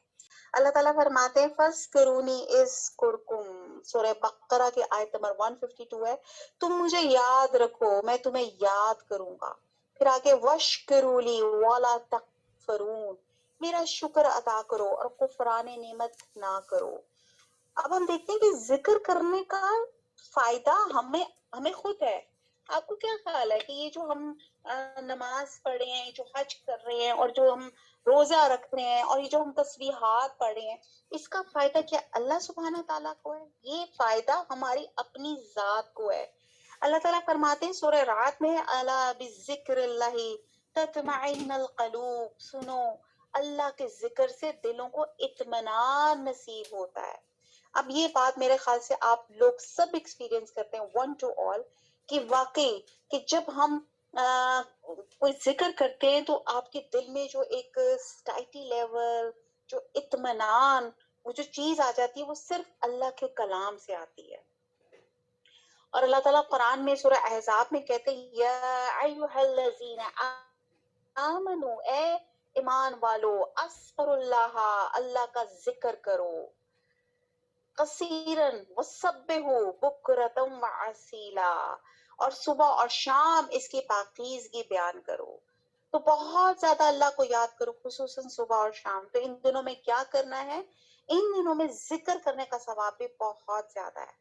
اور یاد رکھیے جتنی بھی چیزیں آپ کو یاد دہانی کرائی جا رہی ہے یہ کس لیے ہے کہ جو ہم نے رمضان میں ہم نے تھوڑی سی عادتیں بنائی ہوئی تھی, تھوڑی سی عبادت کرتے تھے, پھر ہم ایک عام روٹین پر آ گئے, کوتاہی ہو گئی, جہاں پہ ہم کھڑے تھے پھر وہیں پہ آ کے کھڑے ہو گئے. یعنی کہ جو کچھ ہم نے رمضان میں سیکھا تھا, جو کچھ ہماری تھوڑا سا چینجز آ رہی تھی, وہ پھر ہم رمضان ختم ہوا تو دوبارہ وہیں پہ آ گئے. تو پھر اب حج کیا ہے, ذی الحج کیا ہے, یہ پھر ایک یقین دہانی ہے کہ ہم پھر اللہ تعالیٰ کے قریب ہو جائیں. اور ذکر کے بارے میں نبی صلی اللہ علیہ وسلم فرماتے ہیں کہ اللہ کا ذکر اتنا کرو کہ لوگ مجنوں کہنے لگے. یعنی اگر کوئی یہ نہ کہے کہ یہ تو پاگل ہی ہو گیا, ہر وقت اللہ کی باتیں کر رہا ہے, تو سمجھو یہ ایک آپ کو اچھا سرٹیفکیٹ مل گیا. یہ کوئی برا سرٹیفکیٹ نہیں ہے, یہ بہت اچھا سرٹیفکیٹ ہے کہ جس کو قیامت کے دن پیش کر سکیں گے, یا اللہ تیرا نام لینے کی وجہ سے, تیری یاد کرنے کی وجہ سے لوگوں نے مجھے یہ ٹائٹل دے دیا. اور عموماً ہم لوگ اس ٹائٹل سے بھاگتے ہیں بھاگتے ہیں کہ نہیں, ہم تو اور ٹائٹل لینا چاہتے ہیں کہ یہ بڑی ماڈ اسکواڈ ہے, یہ بڑی ماڈرن ہے, یہ بڑی زبردست ویسٹرن ڈریسنگ کرتی ہے, یا بڑی اپ ٹو ڈیٹ ہے. حالانکہ یہ ٹائٹل سب سے اچھا ہے, کیونکہ ذکر سے مراد مخصوص تسبیحات نہیں بلکہ اللہ تعالیٰ کا نام لینا ہے, وہ کسی بھی طریقے سے ہے. اگر ذکر سے غفلت برتی جائے تو انسان پہ وجہ کیا بتائی جا رہی ہے کہ شیطان مسلط ہو جاتا ہے. اللہ تعالیٰ فرماتے ہیں سورہ زخرف میں ہے, جو شخص وَمَن يَعْشُ عَن ذِكْرِ الرَّحْمَنِ نُقَيِّضْ لَهُ شَيْطَانًا فَهُوَ لَهُ قَرِينٌ, جو شخص رحمان کے ذکر سے غفلت برتے گا ہم اس پر ایک شیطان مقرر کر دیں گے اور وہی اس کا ساتھی بن جائے گا. ہے کہ نہیں؟ آپ مجھے کلیئر بتائیں, میرے ساتھ بھی ایسے ہو, یہ قرآن کلاس ختم ہوئی ساتھ ہی شیطان مسلط, باقی کام یہ کر وہ کر, ٹی وی کھول, فلم لگائی, فلانی چیز کی. ایسے ہے کہ نہیں؟ جس وقت ہم ذکر میں ہوتے ہیں, اللہ کے ساتھ ہوتے ہیں, تو شیطان جو ہے ہمارے اوپر مسلط نہیں ہو سکتا. تو اسی وجہ سے میں کہتی ہوں کہ کم از کم جب ہم اس 1.5 گھنٹے میں اللہ تعالیٰ کے آگے کھڑے ہوں گے نا, تو بڑے پراؤڈلی ہم باقی 24 گھنٹے کا دن کا حساب تو نہیں دے سکیں گے, لیکن اس 1.5 گھنٹے میں کہیں گے کہ اللہ آپ کے ذکر, آپ کی رضا کے لیے ہم اس کلاس میں اکٹھے ہوئے تھے. تو اللہ تعالیٰ کیا پتا اس 1.5 گھنٹے میں ابھی ہمارا کوئی عمل نہیں, صرف اللہ کی رضا کے لیے اکٹھے ہو رہے ہیں. اللہ تعالیٰ شاید اسی وجہ سے ہمیں سب کو بخش دے, ہماری آسانیاں ہمارے لیے کر دے, ہماری جو مشکلات ہے, پریشانی, اللہ تعالیٰ ان سے ہمیں نکال دے. پھر یہ جو بہت شیطانی وسوسے ہوتے ہیں, شیطان کی ڈالی ہوئی پریشانیاں ہوتی ہیں, رجس, یہ دراصل کس لیے ہوتا ہے کہ انسان اللہ کو بھول جاتا ہے. وہ جو عادت ڈلی ہوتی ہے وہ چھوٹ جاتی ہے, پھر دوبارہ ڈالنے میں سستی ہوتی ہے. تو جو کچھ آپ کرتے ہیں ان کو لکھ لیا کیجئے, قرآن پڑھنے کے ساتھ ساتھ ان کو اپنے پاس نوٹ کر لیں. اگر سفر کی یا بیماری کی وجہ سے یا مخصوص ایام کی وجہ سے آپ سے کوئی چیز چھوٹ گئی ہے یا بھول گئی ہے, تو وہ ساری زندگی نہ بھولی رہے, آپ نے دوبارہ اس کو واپس لوٹ کے اپنی عادت کو ریوائیو کرنا ہے. تو آپ صلی اللہ علیہ وسلم نے فرمایا کہ جو شخص اپنے رب کو یاد کرتا ہے اس کی مثال زندہ کی سی ہے, جو اپنے رب کو یاد نہیں کرتا وہ مردے کی طرح ہے. تو پلیز اپنے آپ کو اسیس کریں, اپنے آپ کو دیکھیں, آیا میں زندہ ہوں یا مردہ ہوں. اور کرائٹیریا کیا بتائی جا رہی ہے, اگر میں اللہ کو یاد کرتی ہوں تو میں زندہ ہوں, اگر میں اللہ کو یاد نہیں کرتی تو پھر کیا ہے, میں مردہ حالت میں ہوں. کیونکہ مردے یاد نہیں کریں گے. بلیو می, میں کبھی کبھی سوچتی ہوں قبر میں تو اتنا وقت ہوگا, پتہ نہیں کتنے 100 سال وہاں پہ رہنا پڑے گا. کوئی طریقہ نہیں ہو سکتا کہ وہاں بھی اگر ذکر کی اجازت مل جائے, یا کوئی موقع دے دیں, ہاں اللہ تعالیٰ آپ کو یاد کر لیں. کیونکہ دنیا میں تو کام پڑے ہوتے ہیں اور لوگوں سے فرصت ہی نہیں ملتی. ہمیں گھروں نے چمٹا ہوا ہے, فلانی ڈسٹنگ, فلانا بچہ, یہ سکول, وہ کام, یہ کام. پھر انسان سوچتا اچھا مرنے کے بعد تو فراغت ہوگی, چلے مرنے کے بعد ہم اللہ تعالیٰ کا ذکر کر لیں گے. Sorry, I am really very sorry to سے, یہ بہت غلط ہماری مائنڈ سیٹ ہے. جو کرنا ہے ابھی کرنا ہے, ابھی نہیں کیا تو کبھی نہیں کریں گے. اب پتہ نہیں کتنے دن ہمارے پاس ہیں, کتنے دن ہماری زندگی کے ہیں, کتنے لمحے ہمارے پاس ہیں. جو شخص اللہ کا ذکر نہیں کرتا اس کی مثال مردے کی سی ہے، کیونکہ مردہ بیچارہ کچھ نہیں کر سکتا. تو ایسے شخص کی بھی کوئی خیر نہیں جو اپنے رب کو یاد نہیں کرتا. تو پلیز اپنی زندگیوں میں تسبیحات اپنی زندگیوں میں بنا لیں. تو خاص طور پہ ان دنوں میں اللہ کے ذکر کی طرف توجہ دیں، دوسری باتیں کم کر دیں. وہ جو ہم گپ شپ لگاتے ہیں، وہ جو ہمارے دلوں کے گرجز ہوتے ہیں نا، جو لمبی لمبی فرینڈس کے ساتھ، امیوں کے ساتھ، بہنوں کے ساتھ فون ٹاک ہوتی ہے، سارے دنوں کی ڈیٹیل، او میری ساس نے یہ کر دیا، میری نند نے یوں کر دیا، وہ پتا ہے میرے ہسبینڈ نے مجھے یوں کہہ دیا، وہ یوں ڈانٹا، یہ بچوں نے. یہ تمام چیزیں چھوڑ کے اللہ کا ذکر کم از کم یہ 9 دن جو ہے اللہ تعالیٰ پہ وقف کر دے. اللہ تعالیٰ پہ وہ انشاءاللہ تعالیٰ وہ بھی بات کریں گے کہ کون کون سا کوئی بھی ذکر ہو سکتا ہے، کوئی بھی ذکر ہو سکتا ہے. کچھ سمجھ نہیں آتی تو اللہ اللہ، استغفار، کوئی بھی چیز. اور خاص طور پہ جو بہت زیادہ ذکر کی جو چیز کی جاتی ہے، تکبیرات بہت زیادہ کہیں. اور خاص طور پہ 9 ذی الحج سے 13 ذی الحج تک تو ہر نماز کے بعد کم از کم ایک دفعہ یہ تکبیر ضرور کریں. بہرحال یہ میں تھوڑی سی آپ کو تکبیرات بتا دیتی ہوں، یہ اپنے زندگی میں اصول بنا لیں. اللہ اکبر میرے ساتھ پڑھیں گے، مجھے بہت اچھا لگے گا. میرے ساتھ ساتھ آپ پڑھیں. اللہ اکبر اللہ اکبر لا الہ الا اللہ واللہ اکبر اللہ اکبر وللہ الحمد. اللہ اکبر اللہ اکبر لا الہ الا اللہ واللہ اکبر اللہ اکبر وللہ الحمد. اللہ اکبر اللہ اکبر لا الہ الا اللہ واللہ اکبر اللہ اکبر وللہ الحمد.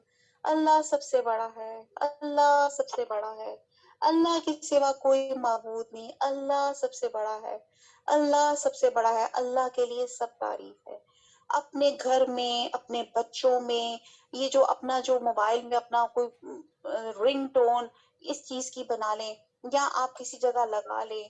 چلتے پھرتے ہسبینڈ کو، بچوں کو، فرینڈس کو، فیملیز میں سب چیزوں کو بتائیں کہ کم از کم بیٹا اٹھتے ساتھ کم از کم 10 دفعہ 3 دفعہ یہ تکبیرات آپ نے اپنی زندگی کا روٹین بنا لینا. اور خاص طور پہ 9 ذی الحج سے 13 ذی الحج میں ہر نماز کے بعد کم از کم ایک دفعہ آپ نے اس کو ضرور کرنی ہے. اور ایک اور بہت اور خوبصورت ہے، وہ ہے اللہ اکبر کبیرن والحمد للہ کثیرن وسبحان اللہ بکرۃ واسیلا.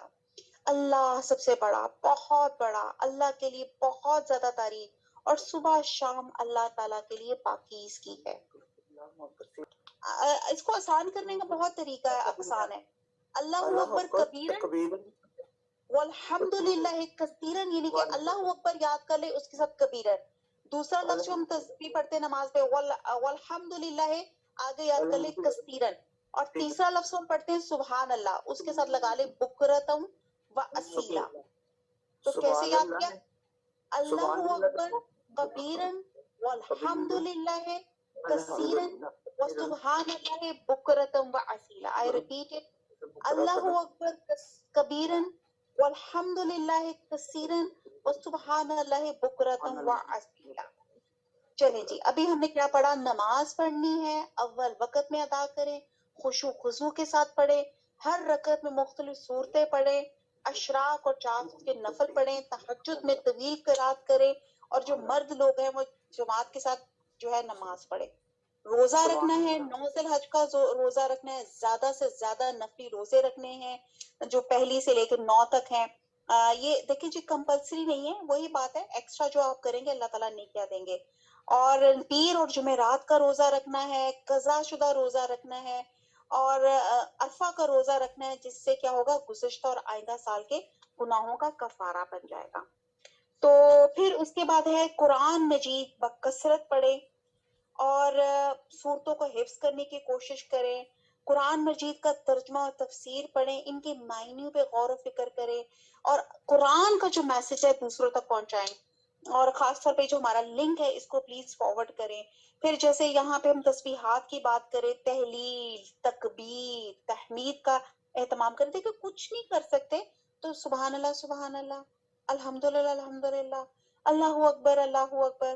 सुबह शाम के अस्कार पढ़े, अस्तगफार पढ़े, अस्तगफार, अस्तगफुल्लाह रब्बे मिन कुल्ले ज़म्बिन वो आता है वो पढ़े, अस्तगफिरुल्लाहिल्लज़ी ला इलाहा इल्ला हुवल अल हय्युल क़य्यूम व अतूबु इलैह वो पढ़ ले। अस्तगफुल्लाह खाली अस्तगफुल्लाह ही पढ़ ले, अस्तगफुल्लाह अस्तगफुल्लाह ला हौला वला कुव्वता इल्ला बिल्लाहिल अलिय्युल अज़ीम ये कुछ पढ़ ले। जो मकबूल औकात की दुआएं हैं वो पढ़ लें। अरफा के दिन की जो खुसूसन दुआएं हम नॉन हाजिज वो भी हम पढ़ सकते हैं। जो आपका रूटीन में आप दुआएं पढ़ती हैं, ला इलाहा इल्ला अंता सुब्हानका इन्नी कुन्तु मिनज़ ज़ालिमीन, जो चीज आपको जो आपको तस्बीह आसान लगती है वो आप पढ़ना शुरू कर दें। बुखारी और मुस्लिम की रवायत में है कि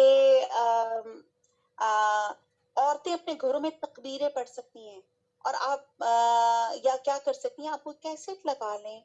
आप देखिए सुबह ही सुबह एक तो आदत बनाएं कि सुबह उठते साथ ये जो मैंने भी जो तकबीरात ये जो दुआएं इन पे फोकस करें, खास तौर पे ज़िलहज में कि मैं उठूं उठते साथ जो मैं दुआ पढ़ती हूँ ना, अल्हम्दुलिल्लाह जी अहयाना बादा मादाना वलही नशूर, उसके बाद मेरे ज़हन में पहली ये तकबीर आए अल्लाहू अकबर।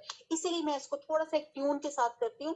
इससे क्या होगा, बच्चे भी साथ साथ सीखेंगे अल्लाहू अकबर अल्लाहू अकबर ला इलाहा इल्लल्लाह वल्लाहु अकबर अल्लाहु अकबर वलिल्लाहिल हम्द अल्लाहु अकबर कबीरन वल्हम्दुलिल्लाहि कसीरन व सुब्हानल्लाहि बुकरतन व असीला। एक्चुअली जो हम सुबह सवेरे जो आपके मुंह से निकलता है सारा दिन अनकॉन्शियसली वो आपके मुंह पे रहता है। ऐसे नहीं होता सुबह सुबह जो कोई गाना अगर आप सुन लेते हैं तो वो वर्डिंग सारा दिन आपके अनकॉन्शियसली आपके दिल और दिमाग में रहती है। तो इसीलिए कोशिश करें अपने भी और बच्चों की कि सुबह सुबह ये तकबीरात अपने मुंह से निकाल लें। और कहते हैं कि इमाम बुखारी फरमाते हैं कि हजरत जो इब्न उमर और अबू हुरैरा इन दिनों बाजार निकल जाते और बुलंद आवाज से तकबीरात कहते ताकि लोगों को याद आ जाए और दूसरे लोग भी इनको देख के तकबीर कहें।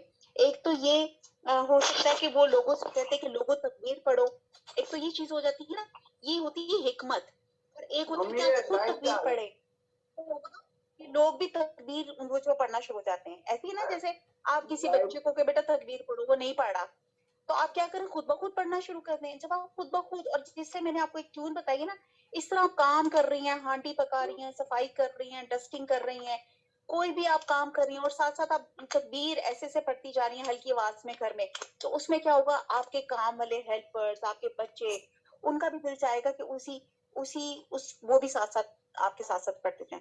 फिर क्या किया जाए कि प्लीज इन दिनों में सदका और खैरात, क्योंकि आम दिनों के मुकाबले में इन दिनों में खर्च करने का वही बात है कि उन दिनों में कोई भी काम करे, चाहे वो नफल नमाज है, रोजा है, सदकात है, उनका सवाब आपको ज्यादा मिलता है। और सूरह मुनाफिकून की आयत नंबर 10 है, जो रिस्क हमने तुम्हें दिया है इसमें से खर्च करो इससे पहले कि तुम में से किसी की मौत का वक्त आ जाए और उस वक्त वो कहे ऐ मेरे रब, क्यों ना तूने मुझे थोड़ी सी मोहलत दी और दे देती कि मैं सदका कर देता और सालिहा लोगों में शामिल हो जाता। जिससे आपको इम्पोर्टेंस पता चलती है कि सदका और खैरात कितना इम्पोर्टेंट है। आज दुनिया में अगर कोई मौका मिल जाए ना, कोई मरा हुआ जिंदा वापस आ जाए, तो वो सबसे पहले क्या कहेगा, सदका करो। यानी कि इतनी इम्पोर्टेंट चीज है सदका करना, तो सदका करें। तो और सदका आप दुआ मांगे कि अल्लाह ताला फरमाते हैं कि सूरह बकरा के ए लोगों जो ईमान लाए हो, जो कुछ मालो मताल हमने तुमको बख्शा, यानी कि इट मींस कि जो अल्लाह ताला ने माल दिया है वो अल्लाह ताला की तरफ से है, हम कहीं कोई अपनी विरासत में नहीं लाए। इसमें से अल्लाह ताला कहता है खर्च करो, यानी कि अपनी मलकियत की चीजों में से करना चाहिए, कबल इसके कि वो दिन आए जिसमें खरीदो फरोख्त नहीं होगी। क्योंकि दुनिया में जो माल बचा बचा के रखते कि बिजनेस में लगा देंगे, तो ना दोस्ती काम आएगी ना सिफारिश चलेगी। और यहाँ पे क्या चलेगा, वहां पे आपके जो आपने सदका किया होगा, तो या अल्लाह मैं सदका करके नेक बन जाऊं, अल्लाह ताला ہم صدقہ دے کے اللہ تعالیٰ میں نیک بندوں میں شامل کر لے. بالکل. دیکھیں ان دنوں میں تو آپ کو خصوصاً کم از کم 10 روپے ہی کم از کم روز ایک صدقہ کریں. اور ویسے بھی عام روٹین میں بھی حساب بنا لیں کہ دیکھیں اتنی آفتیں، اتنی پریشانیاں گھر کی باہر کی کچھ نہ کچھ ہوتی ہیں. 5-10 روپے روزانہ اگر آپ ایک نیت سے صدقہ نکال کے رکھ لیں اور یا تو اس وقت دے دیں یا ایک ہفتے بعد وہ 100 روپیہ ہو جائے وہ کسی کو ہاتھ میں پکڑا دیں، تو آپ یہ دیکھیں کہ بہت سی آپ پریشانیوں سے بچ جائیں گے. آپ صلی اللہ علیہ وسلم نے فرمایا کہ قیامت کے دن جب کوئی سایہ نہ ہوگا تو صدقہ مومن پہ سایہ بن جائے گا. مومن کا سایہ قیامت کے دن اس کا صدقہ ہوگا، اور صدقہ اللہ تعالیٰ کے غضب کو ٹھنڈا کرتا ہے اور بری موت سے بچاتا ہے.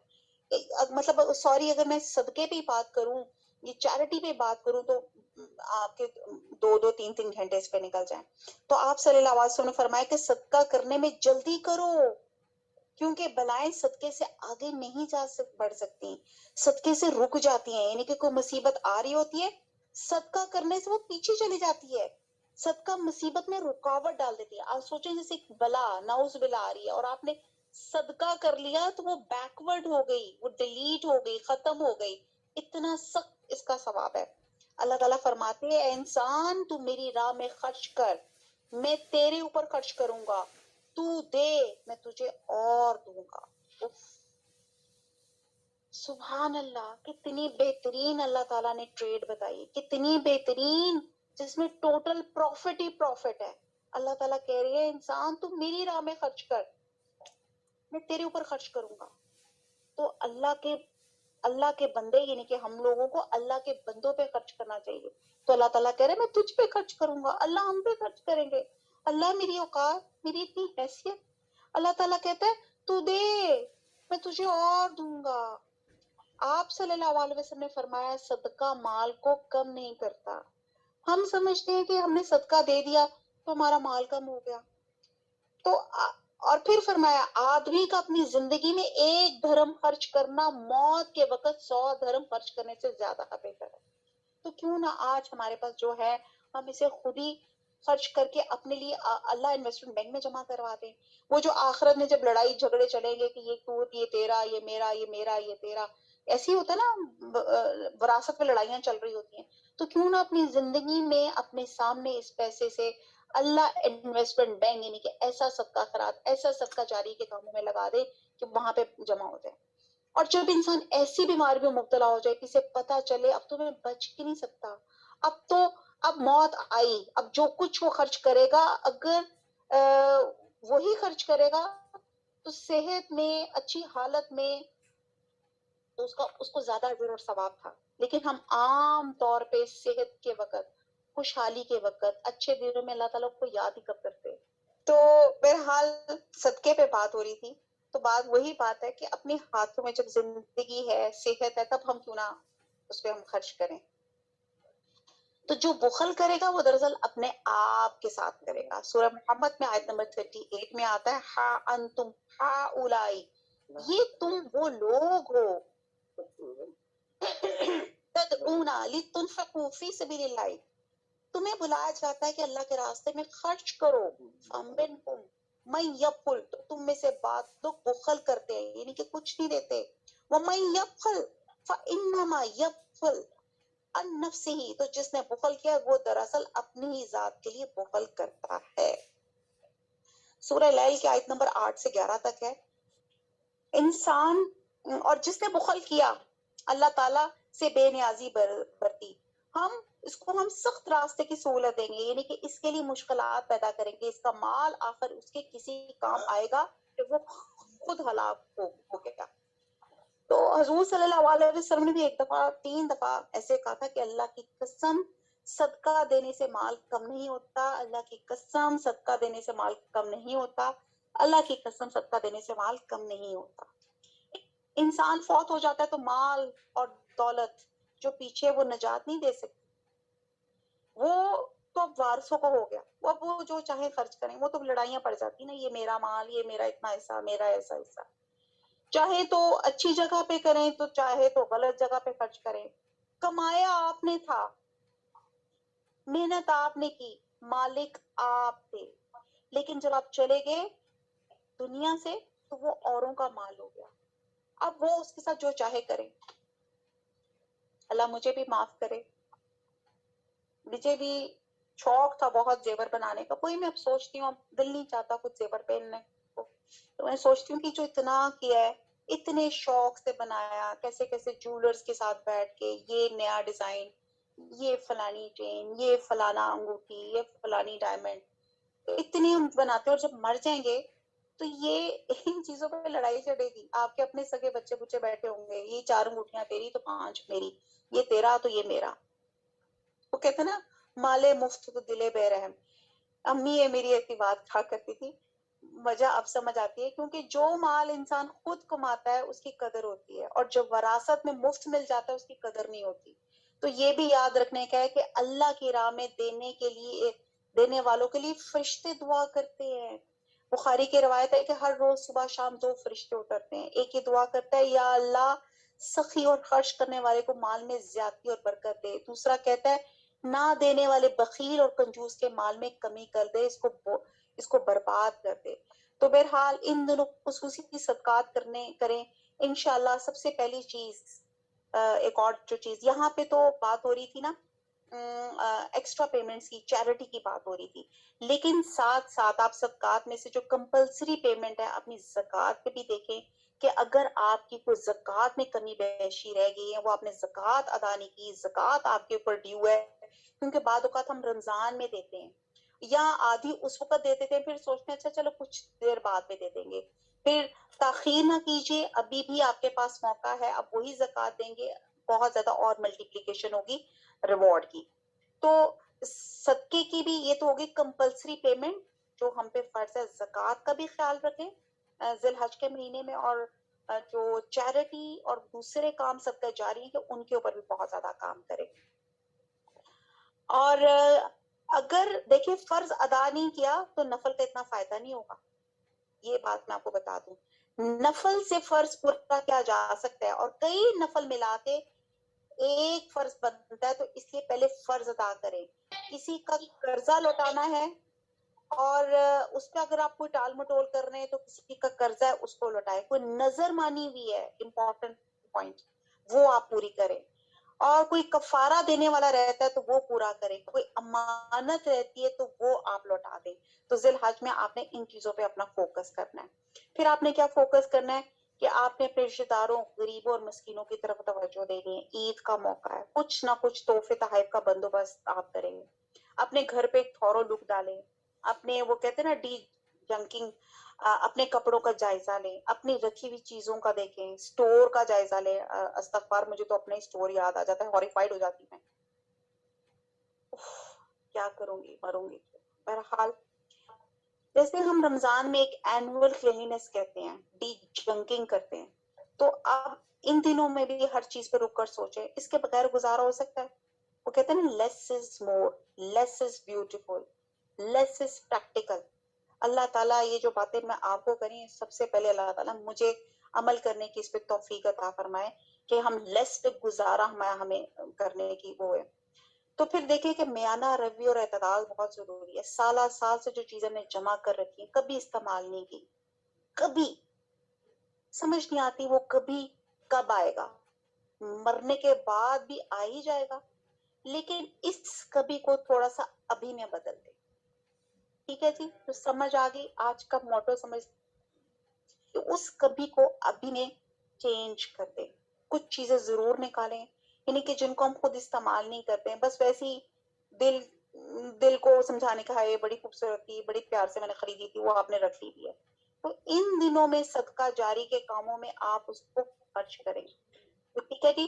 دوسرا یہ ہے کہ صدقہ جاریہ کے کام کریں بہت زیادہ, اور آپ یہ دیکھیں کہ اس میں خاص طور پہ یہ جیسے میں بار بار کہتی ہوں, ہمارا لنک اس کو ضرور فارورڈ کریں. پھر آپ تکبیریں لوگوں کو بتائیں, آپ چھوٹے چھوٹے جو آپ کو اچھی اچھی باتیں سمجھ آتی ہیں وہ آپ نے لوگوں کو آگے فارورڈ کریں. آج کے لیکچر سے بھی جو آج آپ نے کچھ سمجھا اس کو آپ نے دوسروں کے ساتھ ضرور شیئر کرنا ہے, اور آپ جن سے شیئر کریں گے یہ بھی ایک صدقہ جاریہ ہو جائے گا. ایک ہوتا ہے مانیٹری طور پہ کسی کی مدد کرنا, ایک ہوتا ہے فزیکلی طور پہ کسی کی مدد کرنا, ایک ہوتا ہے اسپرچولی طور پہ کسی کو اپلفٹ کرنا. مورلی اس کو ہائی مطلب اس کو کرنا. اللہ تعالیٰ توفیق دے کہ ہم ان تمام چیزوں میں ذی الحج کے مہینے میں ہم ان تمام تینوں اسپیکٹس پہ کام کریں. جو بھی ہماری جان پہچان کے لوگ ہیں ان کو ہم صدقہ جاریہ کے طور پہ تعلیم کا کوئی بھی کام ہے وہ آپ کر لیں. آپ یہ دیکھیں کہ جب ہم ایک بات دوسروں تک پہنچاتے ہیں, ٹھیک ہے, ہم نیکی کی چیز سنتے ہیں, جانتے ہیں اور اپنے تک رکھ لیتے ہیں اور بھول جاتے ہیں, دوسروں تک نہیں پہنچاتے. تو ہمیں دوسروں تک پہنچانا ہے, جہاں تک ہو سکے اپنے گھر والوں کو اکٹھا کریں. جو بھی آج ہم نے سنا یا جو ہمیں حج کے متعلق جو چیزیں پتہ ہے وہ آپ ان کے ساتھ شیئر کریں. آپ سنتوں کو رواج دیں. آپ یقین جانیں کہ یہ ہم نے بی ایڈ میں بھی پڑھا تھا, یعنی کہ جب میں پڑھ رہی تھی, کہ ایک اچھا طریقہ how to learn anything یا how to practice anything وہ یہی چیز ہوتی ہے کہ جب ہم کسی کو بتاتے ہیں نا تو کیا ہوتا ہے کہ وہ چیز آپ بتاتے ہیں تو وہ آپ کا دماغ وہ خود بھی سن رہا ہوتا ہے, وہ سن کر آپ کا دماغ ایک سلیٹ ہوتا ہے, اس میں وہ لکھ لیتا ہے, تو وہ لکھی جاتی ہے وہ چیز. تو آپ جب کسی کو بتاتے ہیں وہ آپ کے اندر بھی وہ چیز لکھی جاتی ہے اور انشاءاللہ تعالیٰ آپ کے اندر بھی وہ چیز آ جاتی ہے. تو یعنی کہ جب آپ کسی کو بتا دیتے ہیں تو وہ چیز آپ کو زیادہ یاد بھی ہو جاتی ہے, یعنی کہ لرننگ کا بھی قصور ہے. جیسے میری بچی اس دن پڑھ رہی تھی بیٹھی, میں نے کہا بیٹا بول لو, آواز سناؤ, اپنے آپ کو بھی سناؤ کہ تم بول کیا رہی ہو. اس میں کیا ہوتا ہے کہ آپ پھر اپنے اوپر اپنے برین کو سلیٹ ہے اس پہ لکھ رہے ہوتے ہیں کہ میں میں بول کیا رہا ہوں تاکہ وہ میرا لکھا جائے. اسی طرح صدقہ جاری کے کاموں میں کوئی بھی چیز آپ سوچ سکتے ہیں, علم پھیلانے کے لیے, علم عام کرنے کے لیے آپ مشورہ اچھا کسی کو دے سکتے ہیں, کیونکہ معلوم نہیں قیامت کے دن کون سی نیکی کام آ جائے. حدیث میں آتا ہے آگ سے بچنے کی فکر کرو, ہاں کھجور کا آدھا ٹکڑا ہی کیوں نہ ہو. اگر ہمارے پاس بڑی بڑی رقمیں نہیں, ان کے حج پہ اپنا اپنا حساب دینا ہے. کسی کے پاس ایک کھجور ہے بس اور کچھ نہیں آدمی, تو وہ ہی آپ جو ہے آگے آپ دے دیں. کھجور سے مراد ہے کہ کوئی بھی چیز, چھوٹی سی چیز آپ دے دیں, تھوڑا بہت کچھ ضرور صدقہ کریں. بعض اوقات ایسا ہوتا ہے کہ ہم اپنے فوت شدہ لوگوں کو بہت یاد کرتے ہیں, روتے ہیں ان کی یاد میں, ہم ان کے لیے کرتے کراتے کچھ نہیں. ہمارے رونے سے, ہمارے آنسوؤں سے انہیں کیا فائدہ ہوگا؟ سوچا آپ نے کبھی؟ اپنے دل کو ہلکان کرتے جا رہے ہیں. ٹھیک ہے, تو ہمیں اگر اپنے جو فوت ہو چکے بہت ان کے لیے تڑپ ہے, بہت ان کے لیے کچھ آپ کے دل میں کچھ ہوتا ہے. اب وہ فلم والا دل میں کچھ ہوتا نہیں, یعنی کہ واقعی if you feel something کہ جو ہمارے فوت ہو چکے ہیں, تو صدقہ جاریہ احصال ثواب کے کاموں میں اہم ترین کام کیا ہے؟ ان کی طرف سے ہم کوئی ایسا صدقہ کریں جس سے ان کو ثواب پہنچے اور مستقل پہنچتا جائے. سورہ دہر کی آیت ہے, میں جیسے پانی پلانے کا کام, سورہ دہر کی میں آپ کو ترجمہ پڑھتی ہوں کہ نیک لوگ جنت میں شراب کے ایسے ساغر پیئیں گے جن میں آب کافور کی آمیزش ہوگی. یہ ایک بہتا چشمہ ہوگا جس کے پانی کے ساتھ اللہ کے بندے شراب پیئیں گے اور جہاں چاہیں گے بسہولت اس کی شاخیں نکال لیں گے. اللہ جنت کے چشمے, اب سوچتے ہیں کہ کن لوگوں کو دیکھا, یہ وہ لوگ ہوں گے جو نظر پوری کرتے ہیں, یعنی کہ جب اللہ کی راہ میں کوئی کام کرنے کا عہد کر لیتے ہیں تو پھر اس کو پورا بھی کرتے ہیں. یہ نہیں کہ جب نیکی کی محفل میں تو سوچ لیا اچھا ہمیں اللہ کے راستے میں دوں گی, اور جب باہر نکلے تو سب بھول جائیں, جیسے آج یہ بھی کلاس ختم ہوگی سب بھول جائیں. جو نظر پوری کہتے ہیں, سورہ دہر کی میں ترجمے پہ آتی ہوں, جو نظر پوری کرتے ہیں اس دن سے ڈرتے ہیں جس کی آفت ہر طرف پھیلی ہوگی. مراد اس سے کیا لی جا رہی ہے؟ قیامت کے دن کی آفت جس سے کوئی بچے گا نہیں. اور اللہ کی محبت میں یتیم اور مسکین اور قیدی کو کھانا کھلاتے ہیں, ان سے کہتے ہیں کہ ہم تمہیں صرف اللہ کی خاطر کھلا رہے ہیں, ہم تم سے نہ کوئی بدلہ چاہتے ہیں نہ شکر چاہتے ہیں. یہاں پہ جو امپورٹنٹ پوائنٹ ہے, یعنی کہ دے کر بھی وہ کسی اپریسیشن کے انتظار میں نہیں رہتے. بس اوقات ہم کیا کرتے ہیں, جب ہم کسی کو کوئی چیز دیتے ہیں دنیا میں, تو اگر ہمیں کوئی تھینک یو نہیں نہ کہتا تو ہم کہتے ہائے کتنا بدید ہے, بدتمیز, مجھے شکریہ بھی نہیں ادا کیا, دیکھو ذرا میں نے اس کو کیسے ہیلپ کی کسی بھی طرح سے, اور یہ ایسا نا شکر ہے کہ اس نے مجھے تھینک یو بھی نہیں کیا, اپریشیٹ بھی نہیں کیا. ایسے ہی ہے نا, ہم دنیا میں جب دیکھتے ہیں تو پھر لوگ ہماری تعریفوں کے پل باندھ دیتے ہیں. ہمارے نام کا اعلان کیا جاتا ہے، کسی لسٹ میں ہمارا نام آ جائے، کسی تختی پہ ہمارا نام لکھا جائے، تو ایسی جگہوں پہ ہم خوب دل کھول کھول کر دیتے ہیں. لیکن افسوس کتنے تھوڑے سلے کے لیے، صرف نام لگانے کے لیے. مثلاً اگر کسی پلیٹ پر میرا نام لکھا ہو اور 10 لوگ وہاں سے گزر جائیں، ان کو یہ پتا چلے میں کون ہوں، تو میرا تو اجر بھی گیا اور حاصل بھی کچھ نہیں ہوا. انفیکٹ یہ بات ہوئی، اس پلیٹ پہ گرد پڑ رہی ہے، اب تھوڑے عرصے بعد کیا ہوگا، کوئی اور آئے گا، ہمارے جانے کے بعد پلیٹ بھی اتر جائے گی اور سب کچھ یہیں رہ جائے گا. یا اگر ہمیں کسی نے تعریف کا ایک خط لکھ دیا کہ آپ کا بہت شکریہ، آپ نے بڑا اچھا کام کیا، وہ خط کہاں جائے گا؟ ردی کی ٹوکرے میں چلا جائے گا. آپ کیا کریں گے؟ آپ خط کو فریم کرا کے رکھ لیں گے یا دروازے کے باہر لٹکا دیں گے؟ ہم کتنے دن اس تعریف سے اپنے آپ کو گرمی پہنچاتے رہیں گے؟ کیا حاصل ہوگا؟ اس تعریف سے ہمارا کتنا کو پیٹ بھر جائے گا؟ افسوس یہ ہے کہ ہمارا نفس ہمیں اللہ کی خاطر خلوص سے کام کرنے نہیں دیتا. ایسے کاموں میں ہمارا شوق بڑھاتا ہے جہاں ہمارا نام ہو، اور جہاں نام نہ ہو ہمیں وہ کام نظر ہی نہیں آتے. امام ابن حجر اسقلانی کہتے ہیں کہ عشرہ ذی الحج کی امتیازی فضیلت کا ایک سبب یہ معلوم ہوتا ہے کہ ساری اہم ترین عبادتیں اس عشرے میں جمع ہو گئی.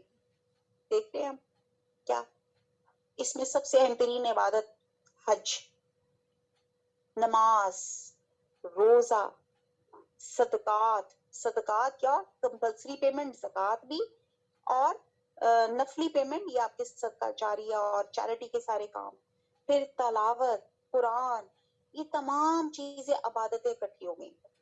اب صدقے میں سب سے اہم کام جو ہے وہ اس میں ایک قربانی بھی آ جاتی ہے.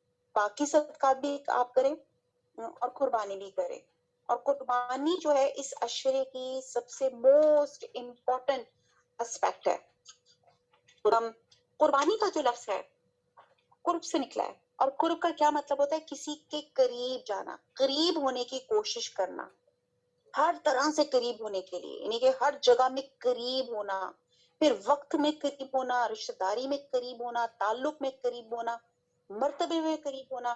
ان سب چیزوں کے لیے لفظ جو ہے قرب استعمال کیا جاتا ہے. اب ہم دیکھتے ہیں کہ قربان لفظ قرب سے نکلا، جیسے میں نے پہلے بتایا. اور قربان کس کو کہتے ہیں؟ ہم کہتے ہیں نا قربان ہو جاؤ، ہائے میں قربان ہو جاؤں، تو ہم اس کو فعل کے طور پہ استعمال کرتے ہیں. لیکن قربان ہر وہ چیز جس کے ذریعے اللہ کا قرب حاصل کیا جائے، اللہ کا تقرب حاصل کیا جائے. اور اصطلاح میں قربانی سے مراد یوم نحر، ایام تشریق میں اللہ تعالیٰ کی رضامندی اور خوشنودی اور قرب حاصل کرنے کے لیے اونٹ، گائیں، بکری، دمبا ذبح کرنا، اور یہاں خاص طور پہ جانور کی قربانی مراد ہے. اب سوال پیدا ہوتا ہے کہ قربانی کی ابتدا کب سے ہوئی؟ یہ کام کب سے لازم ہوا؟ قرآن پاک میں سورہ حج کی آیت نمبر 67 میں ہے کہ ہر امت کے لیے ہم نے قربانی کا ایک طریقہ مقرر کیا ہے جس کی وہ پیروی کرتی ہے. آیت نمبر 67 یہ ہم لوگ پڑھ رہے ہیں، ٹھیک ہے، پڑھ چکے ہیں. تو گویا قربانی کا یہ حکم ہر امت کے لیے ہے، اور اس کا آغاز حضرت آدم علیہ السلام کے زمانے میں ہوا. اور قرآن پاک میں اللہ تعالیٰ نے حضرت آدم علیہ السلام کے بیٹوں کا قصہ بیان کیا. اس کو میں ترجمہ ہی بتا دیتی ہوں. سورہ مائدہ کی آیت نمبر 27 ہے، وَاتْلُوا عَلَيْهِمْ نِبَأَ النَّبِيِّ، اور انہیں ذرا آدم علیہ السلام کے 2 بیٹوں کا قصہ بلا کم و کاست سنا دیجئے. جب ان دونوں نے قربانی کی تو ان میں سے ایک کی قربانی قبول کی گئی اور دوسرے کی نہ کی گئی. اس سے پتہ چلتا ہے کہ حضرت آدم علیہ السلام کے بیٹوں نے بھی قربانی کی تھی، یعنی کہ دنیا کا جو پہلے انسان تھے حضرت آدم علیہ السلام، ان کے بیٹوں سے یہ قربانی کا سلسلہ جاری ہے. یعنی کہ قربانی آج سے نہیں ہے، یہ حضرت آدم علیہ السلام کے زمانے سے ہے، اور اس کا تصور اس وقت سے موجود ہے. تو پھر اس طرح حضور صلی اللہ علیہ وسلم کو بھی قربانی کا حکم دیا گیا.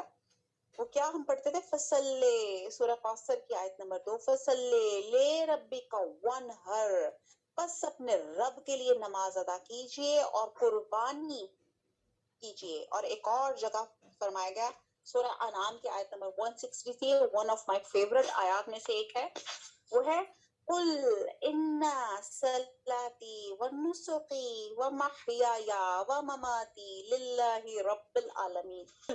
کہہ دیجئے ان صلاتی و نسخی. اب اتنا یاد کریں، صلاتی و نسخی. آپ صلی اللہ علیہ وسلم کہہ دیجئے بے شک میری نماز، نسخی اور میری قربانی، و محیایا و مماتی. محیایا میرا جینا اور میرا مرنا، للہ رب العالمین اللہ رب العالمین کے لیے ہے. تو آپ صلی اللہ علیہ وسلم کو یہاں حکم دیا جا رہا ہے کہ قربانی کیجئے، فصلی لے ربے کا وانحر، اور یہاں بھی اپنے رب کے لیے قربانی کیجئے. یعنی قربانی ایک تو یہ ہے کہ اللہ کا حکم ہے، اور دوسرا اللہ کی خاطر ہونی چاہیے. جو ہماری قربانی کا طریقہ ہے یہ کہاں سے آیا؟ قربانی کی مختلف شکلیں پچھلی امتوں میں رائج تھیں، لیکن یہ طریقہ جس میں ہم قربانی کرتے ہیں یہ کب سے ہوا؟ اس کے بارے میں ایک مرتبہ صحابہ کرام نے حضور صلی اللہ علیہ وسلم پوچھا، اے اللہ کے رسول یہ قربانی کیا ہے؟ تو آپ نے فرمایا یہ تمہارے ابا ابراہیم کی سنت ہے، ان کا طریقہ ہے.